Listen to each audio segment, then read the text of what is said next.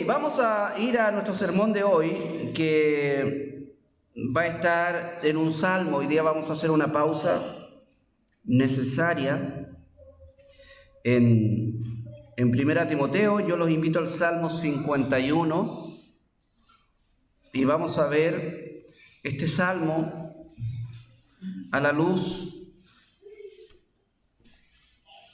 del siguiente tema. ¿Qué es un arrepentimiento verdadero? ¿Qué es el arrepentimiento verdadero? Amén. Cuando Jesucristo llegó y manifestó su ministerio en este mundo, en su boca replicó el mismo mensaje que ya venía dando Juan el Bautista, y es el mismo mensaje que luego replicó la iglesia de Cristo y que sigue replicando hoy. Es: arrepentíos porque el reino de los cielos se ha acercado. El arrepentimiento y el perdón de pecados el arrepentimiento y la fe en Cristo es de alguna manera la manera en que nosotros entendemos resumidamente el Evangelio. En una oportunidad el Señor Jesucristo, ahí en el libro de Lucas, nos relata eso, que dijo a su audiencia: ustedes pueden pensar mucho de ustedes, pero si no se arrepienten, ustedes van a perecer. O sea, usted puede pensar lo que quiera de usted, puede hacer lo que quiera en la vida, pero de no experimentar un verdadero arrepentimiento, todo lo que haga, todo lo que diga, todo lo que piense de usted mismo no sirve de nada, es en vano. Y yo quiero enfatizar eso para que usted entienda la importancia del verdadero arrepentimiento. Amén. No hay salvación sin arrepentimiento. De hecho, la gran miseria de muchas iglesias, espero que no sea la de esta, es donde hay mucha gente que está experimentando una vida religiosa, pero sin haber experimentado el arrepentimiento genuino. Una de las bases de la apostasía, de por qué gente simplemente abandona la fe, es porque nunca experimentó el arrepentimiento. La diferencia entre el destino que Judas tuvo y que Pedro tuvo es el arrepentimiento genuino. Entonces, hermanos míos, nos conviene a nosotros entender verdaderamente, bíblicamente, lo que significa arrepentirse. A lo mejor tú has vivido muchos episodios en la vida, mucho pecado en la vida, muchas veces has pecado y has planificado arrepentirte o te has arrepentido, pero yo quiero que a la luz de esto que vamos a ver hoy, tú te preguntes hoy día: ¿verdaderamente yo me he arrepentido? ¿O simplemente fue un pequeño remordimiento de conciencia? ¿O simplemente fue una emoción, cierto, motivada por tal vez el amor a mí mismo? Entonces, como me descubrieron, tuve que sufrir un poco ahí. Entonces, hay muchas cosas que experimentamos como individuos que muchas veces parecen arrepentimiento, pero no lo son. Y a la luz del Salmo 51, que es el texto donde vamos nosotros a ir, Salmo 51, yo mismo me voy a hacer un autoexamen, ¿ya? Este Salmo 51 va a ser una resonancia magnética en donde tú y yo vamos a ver lo que hay en nuestra vida. Si verdaderamente ahí en nuestro corazón estamos viviendo arrepentidos. Porque, ojo, que el arrepentimiento no es la puerta de entrada al Evangelio, sino el arrepentimiento es todo el Evangelio. El cristiano tiene que vivir arrepintiéndose. No para ganar la salvación, porque ya la obtuvo a través de la fe en Cristo Jesús, pero sí en una vida de la actitud humilde delante del Señor. Si hay algo que el Señor permanentemente está motivando a los creyentes, a ti y a mí, es a vivir humildemente. ¿Y te has preguntado alguna vez por qué Dios tanto le da con la humildad y la humillación y la humildad? ¿Y por qué tanto? ¿Por qué tanto quiere redireccionarnos hacia allá? Es por nuestra tendencia. Nuestra tendencia no es caminar hacia la humildad o en humildad, sino que somos orgullosos, somos vanagloriosos, somos egoístas, somos todo eso. Cuando el Señor Jesucristo, ahí en el Sermón del Monte, comienza a describir de alguna manera las características del carácter, valga la redundancia ahí, del discípulo genuino, comienza diciendo que este va a ser una persona que se caracteriza por ser un pobre en espíritu. Y un pobre en espíritu es el que reconoce su incapacidad, es el que reconoce su pobreza, es el que reconoce su necesidad. Y eso estamos hablando de arrepentimiento. Arrepentimiento. Tú nunca vas a poder lograr cosas con Dios si no te arrepientes. Tú nunca vas a poder gustar de la salvación que hay en Cristo si no te arrepientes. Tú puedes mirar a Cristo, encontrarlo hermoso, encontrar lindo el Evangelio, lindo ser cristiano, lindo venir a la iglesia, pero a menos que te arrepientas, va a ser solamente una experiencia emocional que vas a disfrutar en este mundo. Pero cuando te toque salir de este mundo, por no haber pasado por el arrepentimiento verdadero, eso va a quedar en nada. Eso va a quedar en nada. Cristo en una oportunidad, terminando ya el Sermón del Monte, dijo: muchos me dirán en aquel día: Señor, Señor, no hicimos esto en tu nombre, no profetizamos en tu nombre, ¿acaso no echamos demonios en tu nombre? ¿Acaso no hicimos muchos milagros en tu nombre? Entonces yo les declararé, dijo Cristo, nunca los conocí. Él no les dice: ustedes me fallaron. Él no les dice: ustedes no calificaron. Él no les dice: bueno, lamentablemente hay otros mejores que ustedes. Él dice: yo nunca los conocí. Por lo tanto, define el perfil de persona que cree tener una vinculación con Dios sin tenerla. Entonces, ¿cómo puede llegar a una persona en este mundo a creer que tiene un vínculo con Dios sin tenerlo? Y luego al fin de los tiempos toca morirse y resulta que se va a la perdición eterna. ¿Qué pasó ahí? Lo más probable es que no experimentó lo que hoy día vamos a ver, un arrepentimiento verdadero. Por eso es tan trascendente entender qué significa arrepentirse. ¿Qué significa verdaderamente arrepentirse? Dice el Salmo, voy a leer solamente hasta el verso 14 y luego vamos a ir analizando algunos puntos importantes dentro de este Salmo.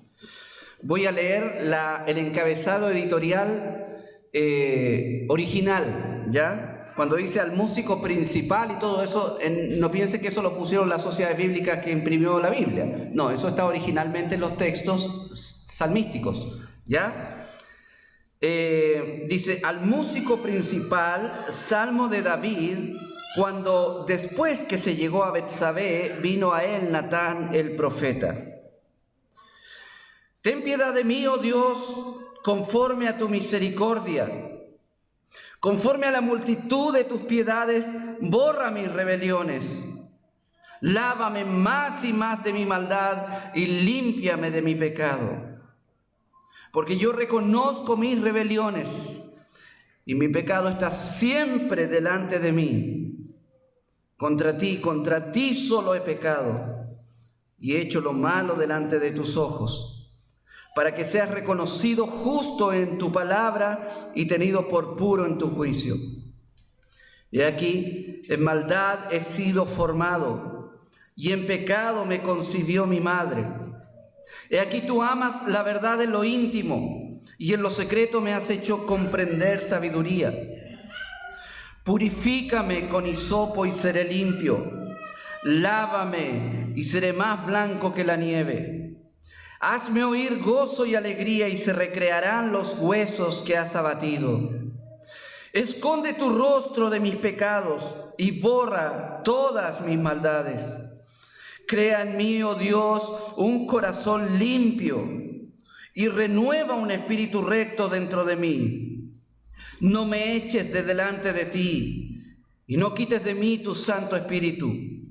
Vuélveme el gozo de tu salvación y espíritu noble me sustente.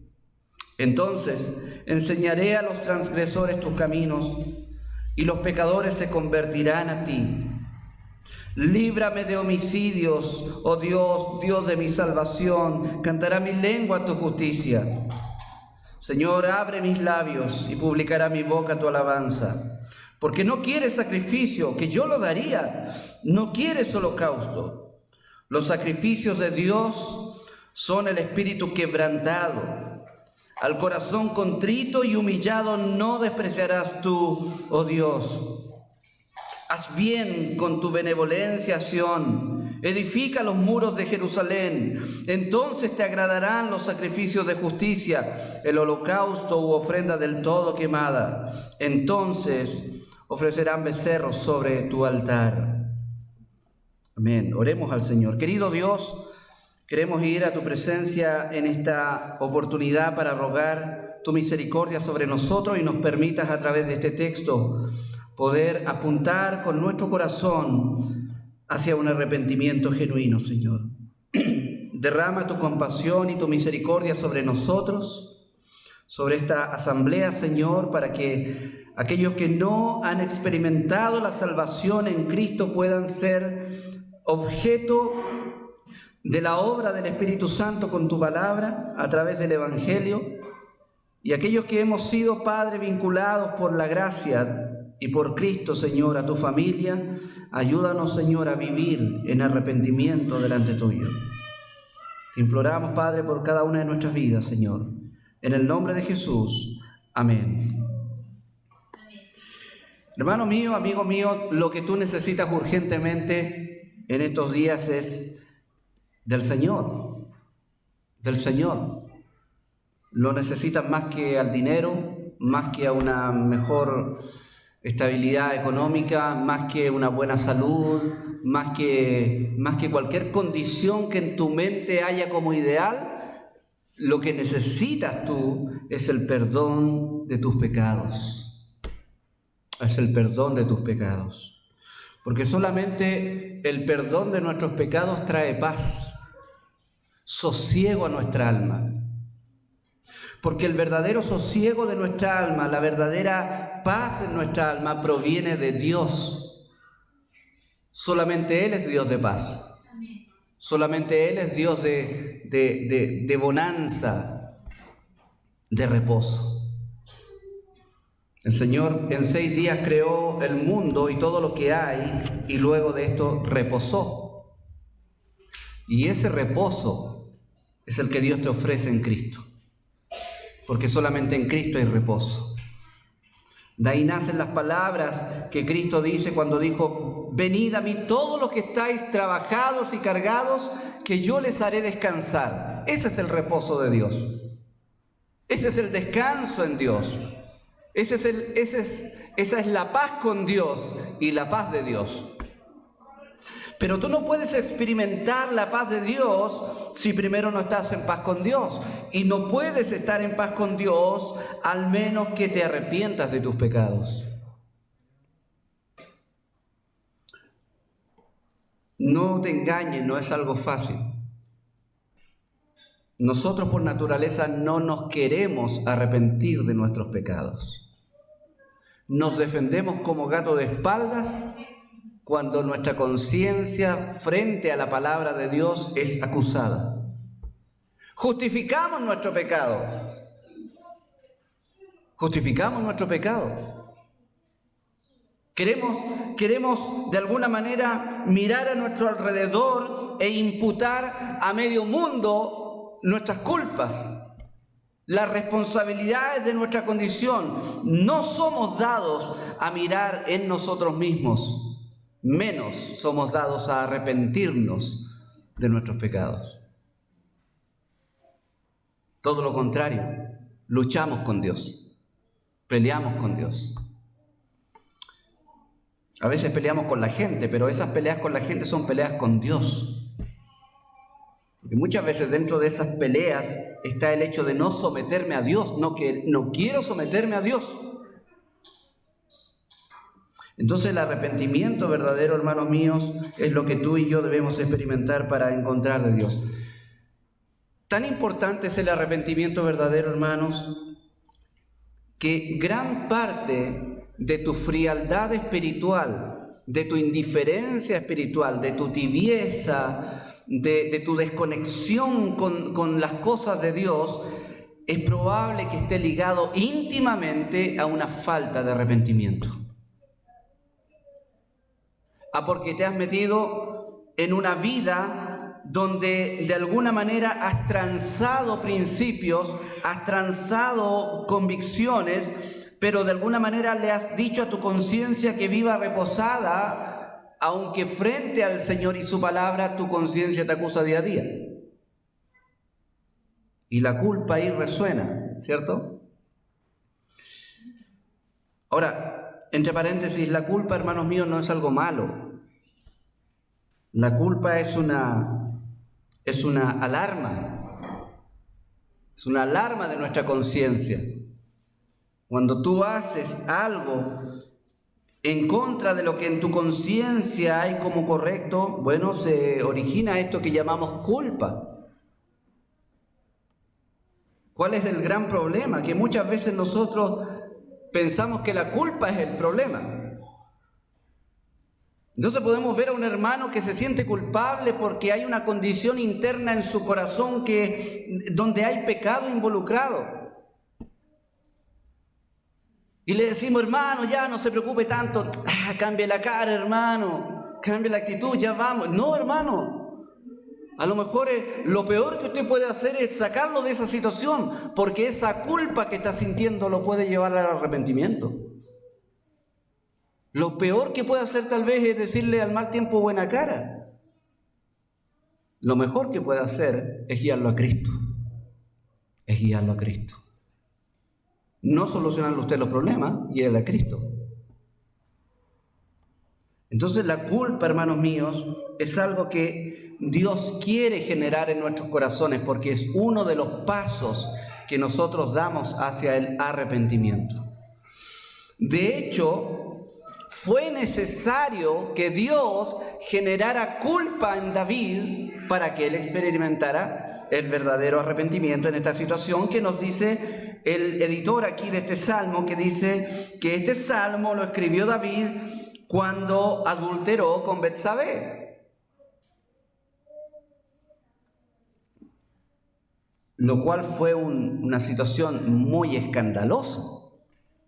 Yo creo que si eso hubiera pasado aquí, en nuestro tiempo, no hubiera canal de televisión que no hubiera reporteado el asunto, y David, en vez de haberse salido con las suyas, manteniéndose en el trono, lo más probable es que hubiera tenido que salir, qué sé yo.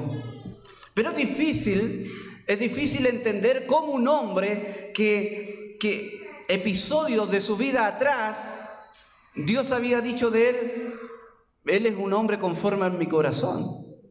A él lo escojo, él va a ser el rey porque él es un hombre que me ama, que me sirve. Y eso nos ayuda a entender, hermanos míos, que no existe el superhombre dentro del cristianismo. Hermanos míos, tú debes cuidar tu corazón. Tú y yo debemos cuidar nuestro corazón. Ahora, lo precioso de la historia de este adulterio, parece paradójico, ¿cierto? Ninguna historia de adulterio es preciosa, pero lo hermoso que vemos de Dios, porque Dios siempre es hermoso, aunque los acontecimientos humanos sean escandalosos, Dios sigue siendo hermoso dentro de todo ese panorama. Pero lo hermoso de esto es que Dios trata a David distinto a como trata a Saúl. De Saúl se dice que llegó un momento en que Dios ya no hablaba con él. Simplemente cortó su relación con él. Pero David, siendo que cometió un pecado tanto más o más escandaloso que Saúl, moralmente hablando, Dios lo buscó. Y Dios le mandó un hombre como Natán que le dijera: tú eres ese hombre. ¿Me entiende el trato distinto de Dios con Saúl y David? Con David actúa con gracia, con misericordia, pese a que la Biblia dice que lo que hizo David fue aborrecible delante de los ojos de Dios. Dios no pasa por alto el pecado de su pueblo, no. Pero Dios tiene un trato misericordioso. Y ese trato misericordioso con David y con nosotros como su pueblo tiene que ver no con decir ya, borrón y cuenta nueva, dejemos pasar esto, no, con guiar tu vida al arrepentimiento. Dios siempre te va a estar empujando al arrepentimiento. Y si es necesario que, tal como le pasó a David, se descubra públicamente un pecado secreto tuyo, Dios lo va a hacer por una sola razón: para la gloria de su nombre, llevándote al arrepentimiento. Llevándote al arrepentimiento. Entonces, hermanos míos, tenemos una preciosa muestra de la gracia de Dios. No se engañe, David sufrió consecuencias por este pecado, pero lo que queremos destacar hoy en día es cómo el arrepentimiento verdadero es capaz de redireccionar la vida de un hombre que está autodestruyéndose. Porque si usted conoce la historia en 2 Samuel capítulo 12, espero que sea una persona familiarizada con esta historia, y si no, yo le invito a leer el capítulo 12 y 13 en su casa, para que 11, 12 y 13, para que se interiorice de cómo se originó este problema, cómo se resuelve este problema y cómo las consecuencias que se tienen de este problema. Pero a grandes rasgos, David, el pueblo de Israel estaba en guerra con sus enemigos. Y ahí estaba Joab, general del ejército de David, liderando los batallones de Israel. La batalla era dura, el enemigo era fuerte. Sin embargo, la Biblia dice que en ese tiempo donde los reyes debieran estar en la guerra, David se quedó en casa. Y dice que siendo ya la tarde, en el atardecer, David se levanta de su lecho, o sea, se había dormido la mansa siesta, ¿cierto? ¿Qué hacía el rey de Israel en casa, lleno de despropósito? Es como bromeamos nosotros cuando decimos, bueno, parece que este rey estaba en ese periodo donde se levantaba y quedaba desocupado. Y allá sus batallones luchando, Joab liderando y él en casa. Tiempo de ocio. Lo cual nos indica una cosa: cuidado, hermanos, con el ocio. Porque en el ocio la mente no se te apaga. Sigue ocupada. Y con tu corazón pecaminoso, esa ocupación puede convertirse en puro pecado. Hay personas que están metidas, por ejemplo, en la pornografía porque tienen tanto tiempo de ocio que lo único que hacen es ocuparlo en eso. Ocuparlo en cosas vanas. Ocuparlo en nada. Y cuando tú le das rienda suelta a tu corazón pecaminoso en tiempo de ocio, no haciendo lo que te corresponde hacer como un hijo de Dios. Por eso es que Pablo habla a Timoteo de las disciplinas en el Señor. Ejercítate para la piedad, mantente ocupado. O sea, la ejercitación es la gimnasia espiritual, la oración, la lectura bíblica, la conversación espiritual, alabar al Señor, escuchar cánticos, cantar al Señor. Mantén tu mente ocupada, porque el ocio puede ser la cuna de tus más grandes pecados, como le pasó a David. Y dice que subiendo al terrado, al patio ahí superior, vio una mujer que se estaba bañando, la cual era Betsabé, y la codició, y como era rey, la mandó a llamar, desconociendo ¿cierto?, toda ley moral de Dios, porque él sabía que estaba casada esa mujer. Y no solo eso, sabía que era mujer de Urías, su guardaespaldas. Un guardaespaldas que estaba dispuesto a dar su pellejo por él, pero que él le jugó mal, robándole a su esposa. Estamos hablando del mismo David que dijo: Jehová es mi pastor, nada me faltará. Estamos hablando del mismo David que escribió: en Dios solamente está callada mi alma. El mismo David. ¿Qué pasó con David? Es muy pertinente recordar lo que Pablo dice, ¿cierto?, en cuanto a las pruebas y a las tentaciones. Dice: el que piensa estar firme, mire que no caiga. Nosotros tenemos la necesidad de permanentemente estar bajo vigilia en nuestro corazón. Por eso Pedro y Pablo dicen: velad. Velad. ¿Qué significa velar? Eso, mantente en alerta siempre. Siempre. No confiando en ti mismo. Confía en el Señor, sí, tampoco debes vivir como paranoico. En ese sentido, no confía en el Señor, pero sabes que el Señor es tu fortaleza. Pero aquí se unen dos cosas, ¿cierto? David no debió haber estado en ese lugar, en ese momento. Él debió haber estado en ese momento en la guerra. Pero por no estar donde debía estar y por no estar haciendo lo que debía estar haciendo, él provocó una ocasión de pecado. Y eso es muy consistente con lo que Pablo dice cuando dice: no proveáis para los deseos de la carne. No provean. En fin.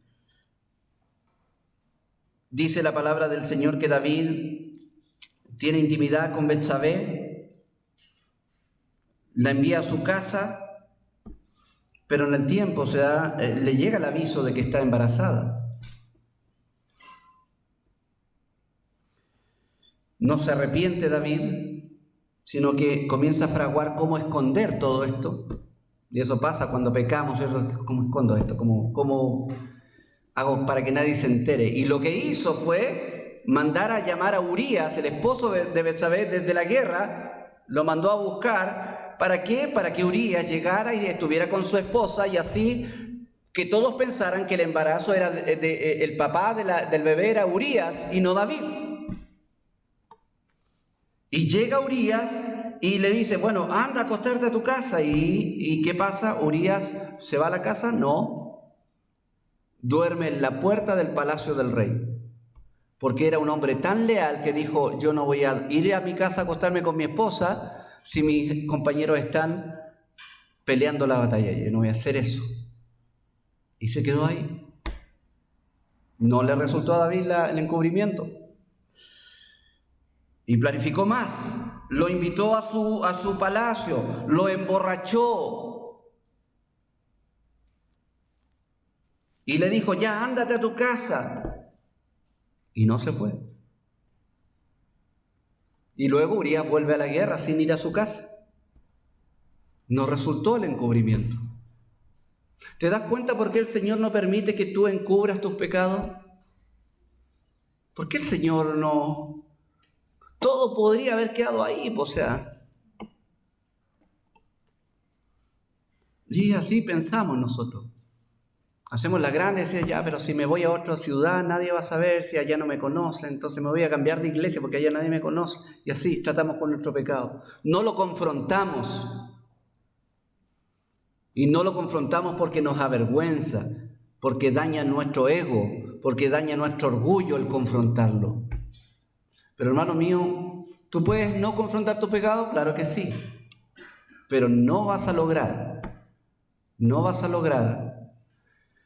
el perdón de Dios, la restauración de tu vida, la bendición de Dios, no. ¿Qué pasa? Cuando Urías se va, por mano de Urías, manda una carta al general Joab. en donde decía, Urías no la leyó por el camino, no era ningún metiche, ¿cierto? No la leyó. Y decía, Joab, pon a Urías en lo más recio de la batalla, para que lo hieran y muera. O sea, ¿se dan cuenta cómo va tratando su problema de pecado David? Va descendiendo y descendiendo y descendiendo, peca y su respuesta donde no le resultan las cosas es pecaminosa y luego para resolver eso peca más y peca más y peca más. Y va y recibe la carta Joab por mano de Urías y justamente Joab planifica un ataque a la ciudad donde estaban batallando. Y se acercan mucho al muro y los flecheros dan con Urías y lo matan. Entonces manda Joab, el general, un mensajero a David diciéndole, mira, arreció mucho la batalla y murieron muchos lamentablemente. Y le dice Joab al mensajero, ahora si se enoja el rey, dile tú, para apaciguarle los ánimos, Urías también murió por si acaso. Entonces va y le dice al rey, le dice, bueno, la batalla fue recia, fue dura y murieron muchos, nos acercamos a los muros y los flecheros dieron con muchos, murieron y también Urías murió. ¿Y qué le dice el rey? No te preocupes, eso siempre pasa. Eso le dice. No sé si notas, pero ya está en un estado de indolencia con su pecado. Y eso pasa, hermano mío, cuando no confrontamos nuestros pecados como Dios quiere que los confrontemos. Llegas a un estado de indolencia donde tu conciencia se cauteriza tanto que ya no tienes sensibilidad espiritual. Por eso pecas y te da lo mismo, por eso encubres y encubres y encubres y hasta pasa que muchas de estas cosas que hacemos livianamente. ¿Te has preguntado por qué un hombre como David escribe, me gustaría un día en tus atrios que 1000 fuera de ellos? Y nosotros nos da lo mismo faltar a la iglesia. ¿Por qué llegamos a un estado de insensibilidad espiritual? Por muchas razones pueden ser, pero creo yo, a la luz de la palabra del Señor, creo que todas las razones que pudiéramos tener siempre están involucradas con nuestra actitud pecaminosa de insensibilidad de conciencia. No le tomamos el peso. Es como cuando ofendemos a un hermano. Lo ofendemos, se hiere, ¿y qué decimos nosotros muchas veces? Bueno, ejemplo. Ahora tiene 2 problemas. Está enojado y ahora tiene que saber cómo sacarse el enojo. Indolente. Hay algunos de ustedes que son muy indolentes con la obra del Señor, con los hermanos en Cristo. Yo mismo veo la indolencia en mi propio corazón. Y de pronto me doy cuenta de esa indolencia y wow, qué indolente, qué duro puedo ser yo. Y digo que soy cristiano, que soy pastor, que yo amo al Señor y me miro a mí mismo, en muchas áreas soy súper indolente.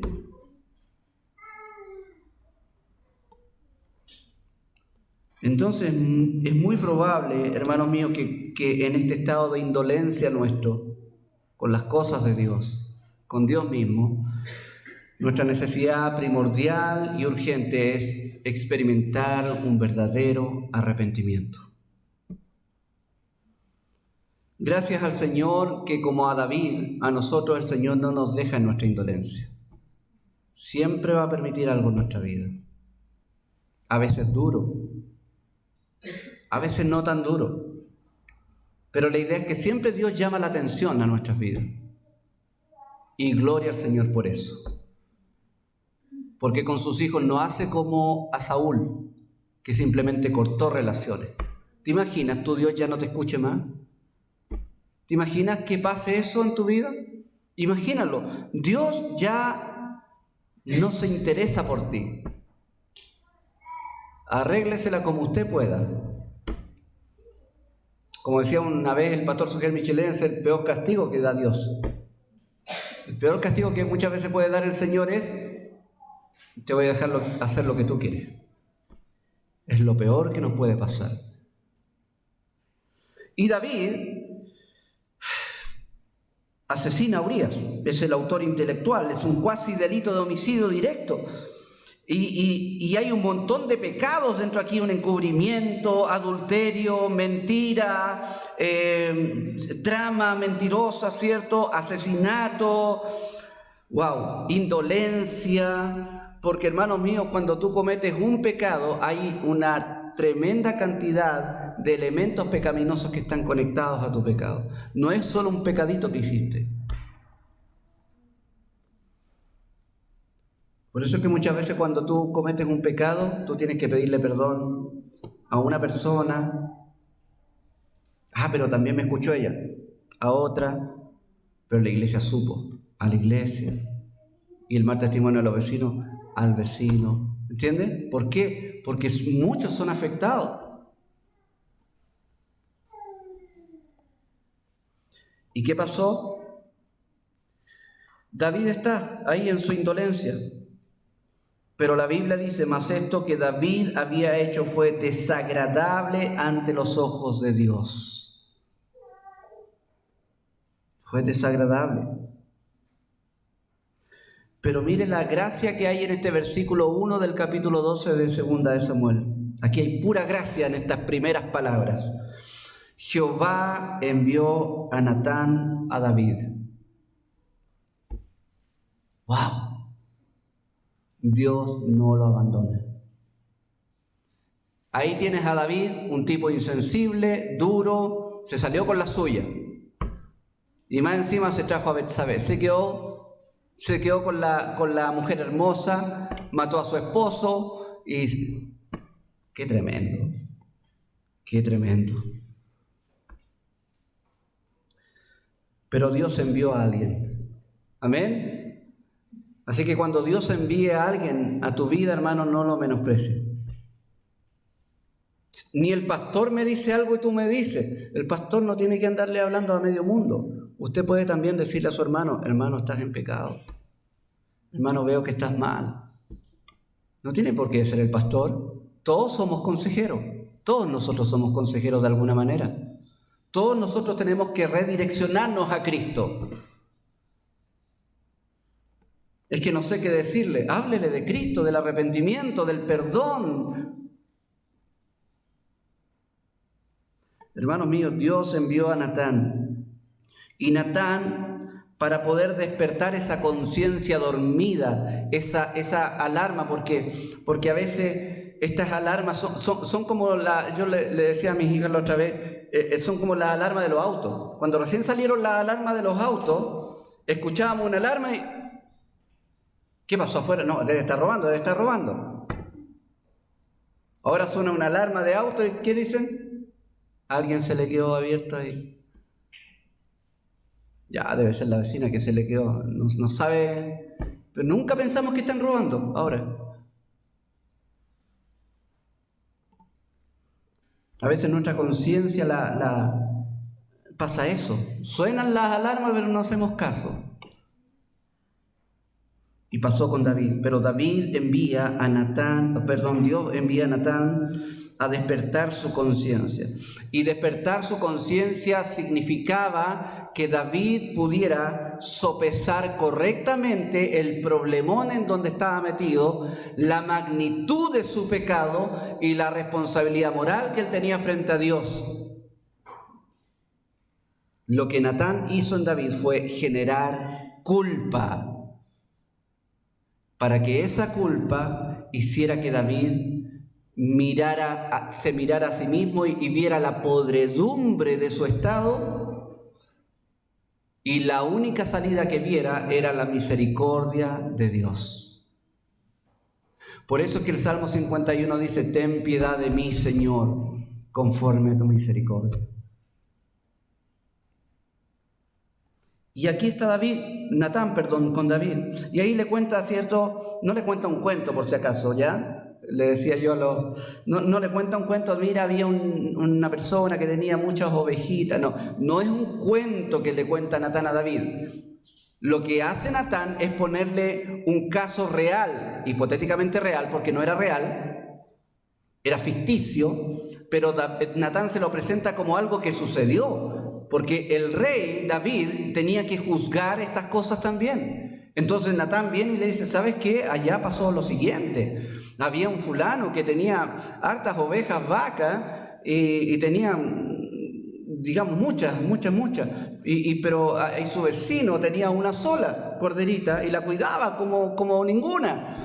¿Y qué pasó? Que le llegaron visitas a este otro que tiene hartos animales y no halló mejor cosa que hacer que, en vez de gastar de lo suyo, le quitó la única ovejita que tenía su vecino. Y se la quitó y la mató y para sus invitados. ¿Y qué despierta en David eso? El sentimiento de justicia. Ese hombre merece la muerte, dijo. Lo cual nos habla de que David no había perdido completamente el sentido de responsabilidad moral frente a Dios. Él sabía bien lo que había hecho.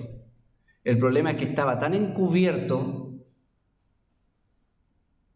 estaba tan escondido, que simplemente fue algo que hundió su conciencia.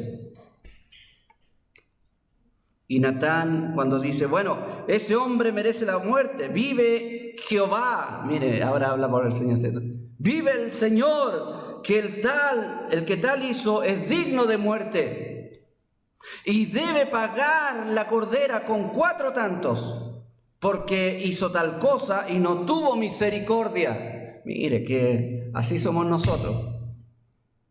Somos duros con los demás. Pero para tratar nuestro pecado, usted me está juzgando, hermano. Usted no tiene por qué decirme eso. Y muchas otras cosas. Nos defendemos. Pero cuando te toca a ti, ¿cierto? Juzgar otro caso, wow, yo no. ¿Cómo se le ocurre a ese hermano hacer eso? Somos así, hermano. Y eso es porque confiamos en nuestra propia justicia. Segundo de Samuel capítulo 12. Verso 7 dice, entonces dijo Natán a David, tú eres aquel hombre. Tú eres aquel hombre. ¿Le ha pasado esto alguna vez? A mí me ha pasado muchas veces, en distintos contextos, en distintas proporciones, obviamente. ¿Ya? Me ha pasado muchas veces. Es porque nuestra tendencia es juzgar a los demás con un severo juicio, pero nosotros nos juzgamos con un juicio muy liviano. Entonces no hacemos bien como juez nosotros. Con razón, en el libro de Santiago se nos dice que no nos sentemos nunca en la silla del juez. Ese oficio no es nuestro, hermanos. No es nuestro oficio juzgar a la gente. Entonces, pastor, ¿usted me está diciendo que no debo decirle nada a nadie? No, eso no quiere decir, usted no debe condenar a nadie, eso es lo que dicen en juzgar, ¿ya? Pero sí debemos exponer la verdad de Dios delante del pecado de otros también. Mire, lo que dice el verso 8. Verso 7, así ha dicho el Señor Dios de Israel, yo te ungí por rey sobre Israel, te libré de la mano de Saúl, te di la casa de tu Señor, las mujeres de tu Señor en tu seno, además te di la casa de Israel y de Judá, y si esto fuera poco, te habría añadido mucho más. O sea, ¿qué te ha faltado, David? Dime, ¿qué te ha faltado? ¿Betsabé era una necesidad? ¿Es una necesidad?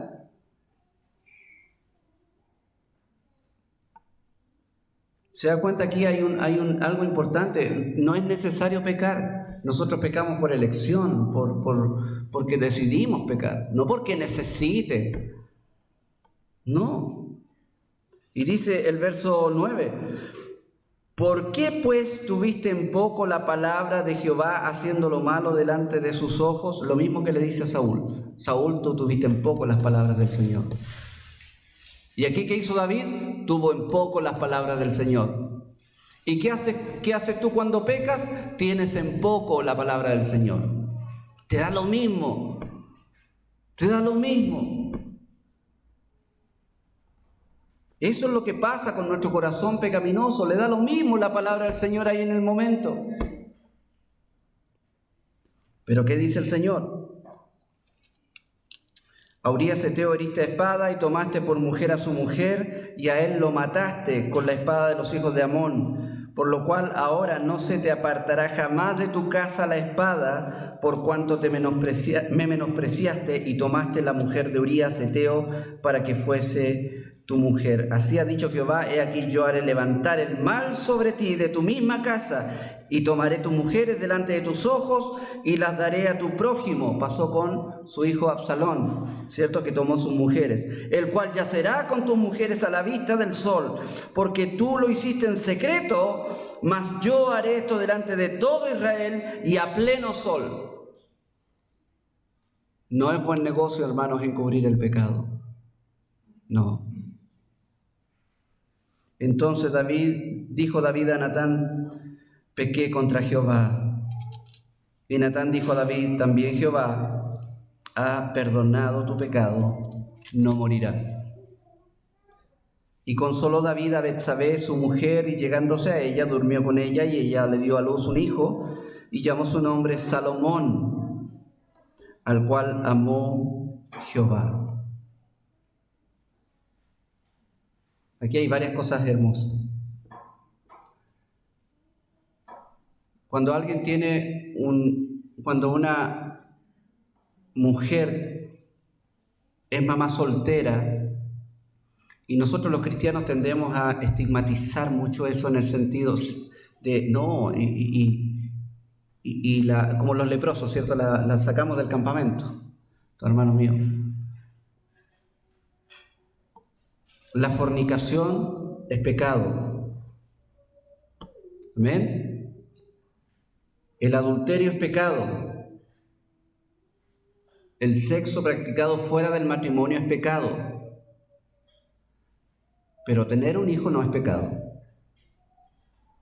Amén. Así que aquí Salomón fue amado por Dios, siendo que es un hijo de una relación pecaminosa, inicialmente pecaminosa. Ahí hay gracia.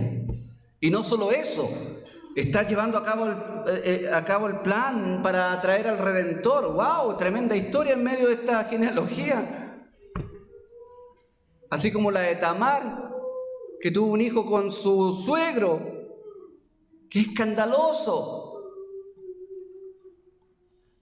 Porque, hermanos míos, eso es una muestra de lo que Dios puede hacer cuando hay un verdadero arrepentimiento, que Dios trata con gracia al pecador y puede convertir las historias feas en hermosas historias. Amén. Y esa es la esperanza que tú y yo tenemos con Cristo, que puede convertir nuestros errores, nuestros pecados, nuestras miserias, esas cosas que nos avergüenzan. Dios puede tomar todo eso y construir una vida dentro de sus planes, hermosa, con propósito, con valor en Cristo, cuando pasamos por el verdadero arrepentimiento. Aquí David se arrepintió, y tanto se arrepintió que comenzó a hacer las cosas bien. Ahora, lamentablemente se arrepintió cuando lo pillaron. Bueno, eso puede pasar también. A veces el Señor no te saca de un asunto hasta que te pillan. Déjame decirte que también es una herramienta que Dios usa, pero para tu bien. Para tu bien. Así que yo quiero invitarte esta mañana, este día, a considerar la grandeza de la misericordia de Dios. La horrible realidad de tu corazón pero la grandiosa misericordia y gracia de Dios dispuesta para ti. Si tú te arrepientes de tus pecados y crees que Jesucristo pagó por tus pecados en la cruz, serás salvo. Si quieres el perdón de Dios, arrepiéntete de tu pecado. No hay perdón sin arrepentimiento. Y no hay arrepentimiento si no hay un asumir la responsabilidad delante de Dios. Pero Dios te va a perdonar si te arrepientes genuinamente. Amén. La próxima semana vamos a analizar de lleno el Salmo 51. Amén. Oremos al Señor, querido.